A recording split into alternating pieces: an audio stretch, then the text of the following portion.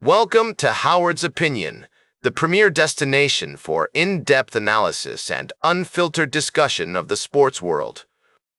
As we dive into the latest developments from the NFL, a fascinating narrative has emerged, one that sparks debate about the intricacies of team decision-making and the resilience of athletes under scrutiny. At the forefront of this conversation is Sam Darnold, the quarterback who has led the Seattle Seahawks to the Super Bowl, a feat that not only underscores his personal growth but also prompts reflection on what could have been for his former team, the Minnesota Vikings.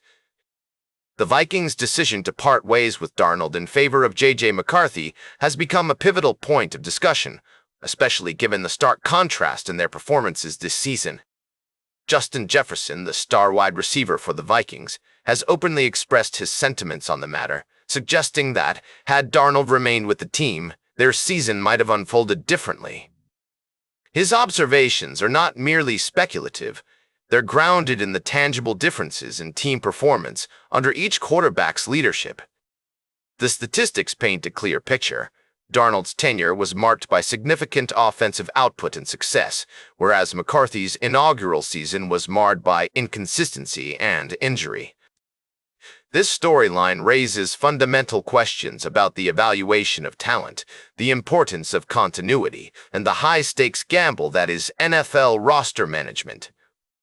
It's a complex interplay of factors, where decisions made in one offseason can have reverberations throughout the entire league, influencing not just the immediate future of a team, but also the careers of individual players. As we consider these dynamics, it becomes clear that the fate of teams and players is often decided by a delicate balance of strategy, luck, and performance under pressure. The journey of Sam Darnold, from being doubted to leading a Super Bowl charge, serves as a compelling reminder of the unpredictable nature of professional sports. We'll be right back with more fascinating sports news on Howard's Opinion.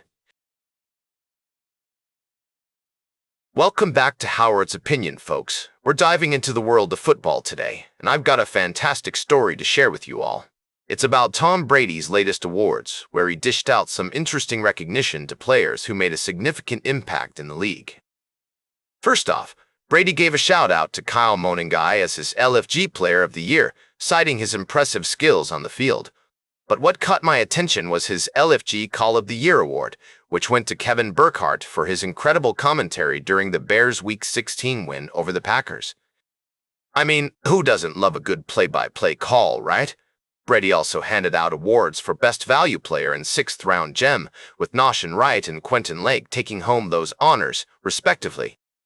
It's always fascinating to see how players can make a difference in the game, even when they're not necessarily household names. Now, I know some of you might be thinking, Howard, what about the Super Bowl? Well, let me tell you, we'll get to that soon enough.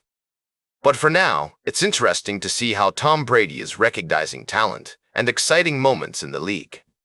As we take a break from the gridiron action, I want to hear from you. Who do you think deserves some recognition in the football world? Give us a shout on social media using the hashtag Howard's Opinion, and we might just feature your thoughts on our next show.